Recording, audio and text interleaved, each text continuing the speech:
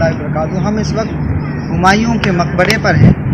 चूँकि जो मुग़ल दौर की फ़न तामीरात हैं या फिर ममलूकों की जो तामीरात हैं, उन तामीरात में किस तरह का आर्किटेक्चर यूज़ हुआ है और किस तरह से उसको तामीर किया गया है, किन किन इलाक़ों के आर्किटेक्चर का हिंदुस्तान की तामीरात पर असर है, इसको देखने के लिए हम यहाँ आए हैं और ये हमारे सिलेबस का भी हिस्सा है। अगर हम बात करें यहाँ हुमायूं के मकबरे की और मुग़ल फ़न तामीर की, तो ये नज़र आता है कि मुग़ल फ़न तामीरात में क्योंकि ये जो हुमायूं और बाबर का जो ज़माना है वो मुग़लों का इब्तिदाई ज़माना है। और अगर हम इस तरह से आर्किटेक्चर को डिफ़ाइन करें और आर्किटेक्चर को समझने की कोशिश करें मुग़लों के आर्किटेक्चर को, तो ये समझ में आता है कि उसको 3 फेजेज़ में तकसीम किया है हिस्टोरियन ने, मुअर्रिखीन ने। पहला फ़ेज़ है अडॉप्टेशन का, यानी जब पानीपत की जंग हुई हुमायूं और बाबर और लोधी के बीच में, इब्राहिम लोधी के बीच में, पानीपत की उस जंग के बाद में ये सिलसिला यहाँ शुरू होता है।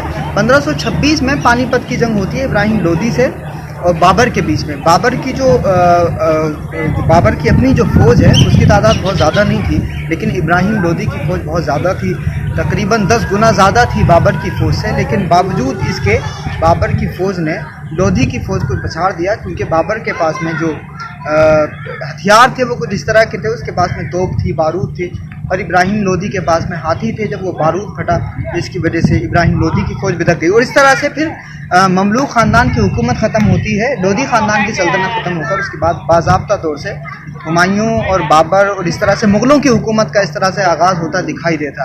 और फिर जब वो आगाज़ हुआ तो बहुत दिनों तक अव्वलीन दौर के हुक्मरानों को, यानी मुग़लों के जो अव्वलीन दौर के हुक्मरान हैं, बाबर रहे हों या हुमायूं रहे हों, इस दौर के हुक्मरानों ने बहुत कुछ तामीराती काम नहीं किया जिस तरह से ममलूकों ने किया था। लेकिन फिर भी कुछ जो तामीरात हैं ज़माने की, अव्वलीन दौर की, मुग़लों के अव्वलीन दौर की, वो कुछ तामीरात फिर भी लायक तज़किरा हैं, उनको तज़किरा में लाया जाता है, उसको पढ़ा भी जाता है और पढ़ाया भी जाता है। जिसमें हुमायूं का मकबरा ख़ास तौर से अहमियत और हामिल है। 1565 से 1572 के बीच में हुमायूं का ये मकबरा बनाया गया और हुमायूं के इस मकबरे की जो खुशियाँ वो कुछ इस तरह की हैं कि जिस तरह से आप पूरे ममलूकों पूरी जो देखते हैं, आप तामीरात जो देखते हैं हिंदुस्तान में ममलूकों के दौर की, तो उसमें जो ख़ास बात आपको नज़र आएगी वो ये है कि उस दौर में मीनारें भी बनाई जा रही थी और फिर इंडो इस्लामिक आर्किटेक्चर का वहाँ पर नमूना दिखाई देता है। लेकिन मुग़लों ने जो इब्तिदा की है, मुग़लों की इस तामीराती इब्तिदा में बहुत ज़्यादा जो असर दिखाई देता है वो ईरानियन आर्किटेक्चर का और सेंट्रल एशियन आर्किटेक्चर का इस्तेमाल ज़्यादा दिखाई देता है। उसकी वजह यह है कि जो मुग़ल आए थे, यानी जो बाबर है, वो बाबर ख़ुद तैमूरी हुकूमत का एक सरदार हुआ करता था, तो वो ख़ुद चूँकि उस इलाके से आ रहा था, इसलिए उसकी तामीरात में बाबर की तामीरात हो या हुमायूं की तामीरात हो, उस ज़माने की तामीरात में सेंट्रल एशिया और ईरानियन आर्किटेक्चर का यूज़ होता दिखाई देता है। अब आप यहाँ देखें, रेलिंग्स यहाँ पे बनाई गई हैं। ये रेलिंग्स अपने आप में ये बताती हैं कि ये इस आर्किटेक्चर को हिंदुस्तान में यूज़ नहीं किया जाता था इससे पहले। हुमायूं के मकबरे में इस आर्किटेक्चर का पहली मर्तबा हिंदुस्तान में यूज़ होता दिखाई देता है। हम आपको धीरे धीरे वो तमाम चीज़ें यहाँ दिखाएंगे जो इस दौर की, यानी मुग़ल हुकूमत के दौर की जो खुसूसियात हैं।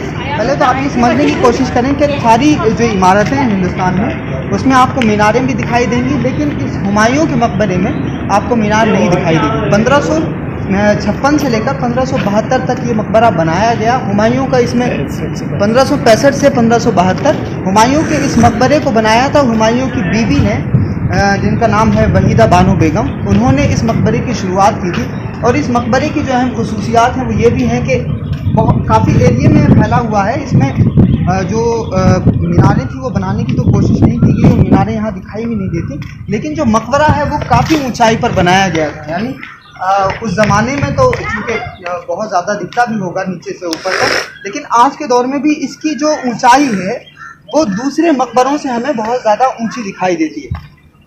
यहाँ वाइट मार्बल का भी यूज़ किया गया है, रेड स्टोन का भी यूज़ किया गया है और उसके साथ में ब्लू जो टाइल्स हैं उसका इस्तेमाल भी भरपूर यहाँ पर दिखाई देता है। आप ये आसिफ भाई इसको दिखाएं ज़रा।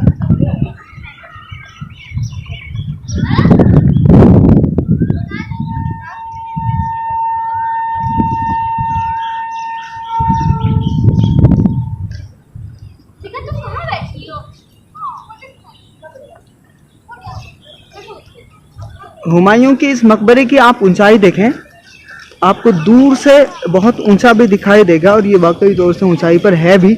एक ही गुंबद आपको नज़र आएगा। जो कमी हमें यहाँ महसूस हुई वो ये है कि एक ही गुंबद यहाँ नज़र आ रहा है, जबकि आप अंदर मकबरे के अंदर जाएंगे तो छोटी छोटी अलग अलग सेक्शन में बहुत सी कब्रें बनी हुई हैं।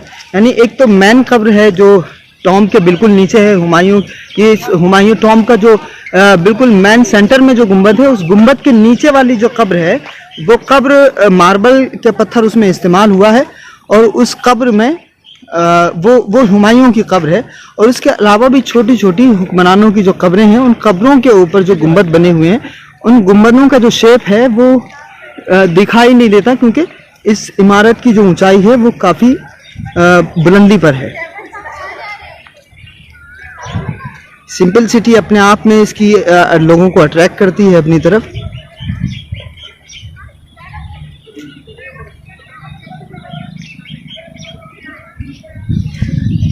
ये देखें आप, जो छोटा सा स्टोन आपको दिखाई देगा, ये ब्लू टाइल्स जो इसमें लगाई गई है और ये जिस तरह की खत्ताती इसमें की गई है ब्लू टाइल्स के साथ में, ये ईरानियन आर्किटेक्चर है। और बाकी जो इसमें गुंबद आपको नज़र आ रहा है ये वाइट कलर में, इसमें मार्बल का इस्तेमाल है।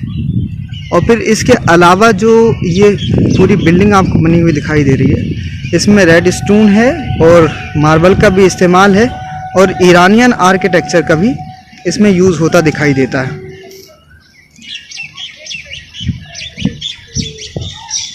तो पहला दौर जो है मुग़लों का, यानी हुमायूं और बाबर का जो दौर है वो दौर है अडॉप्टेशन का। और इस दौर की जो खुसूसियात हैं वो ये है कि तामीराती काम हुए हैं, यानी ये अडॉप्टेशन का दौर है।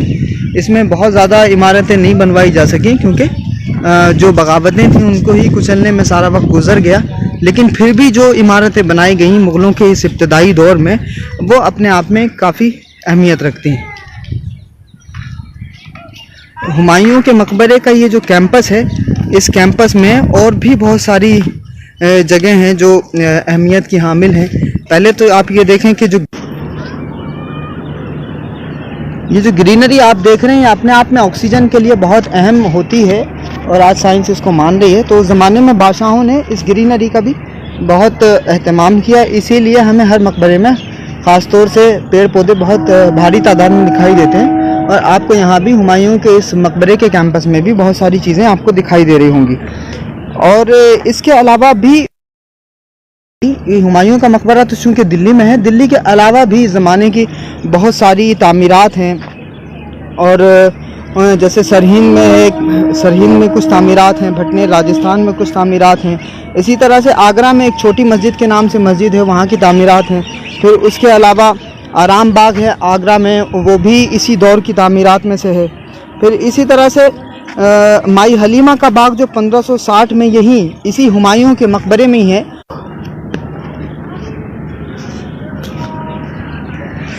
तो हुमायूं के मकबरे के कैंपस में ईसा खां का मकबरा भी है और इसी तरह से अरब सराय भी है। 1561 में इसको बनाया गया था। जब आप इससे मेन गेट से जब एंटर करेंगे अंदर तो उसके राइट साइड में ईसा खां का मकबरा बनाया गया था। मस्जिद और मदरसा खैरुल मनाजिल के नाम से यहाँ पर बनाए गए थे, जो एक लेडी ने, जो माहम अंगा हैं, उन्होंने बनवाया था, जो अकबर की दाई थी।